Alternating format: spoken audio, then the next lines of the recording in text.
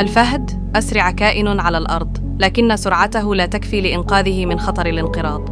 كان يوماً ما الآلاف تجوب هذه السهول، لكن الآن بقي بضع مئات فقط. فقدان الموائل، الصيد الجائر، والصراع مع البشر جعلت حياته معركة يومية. أشباله الصغيرة تعتمد عليه، لكن السهول لم تعد آمنة.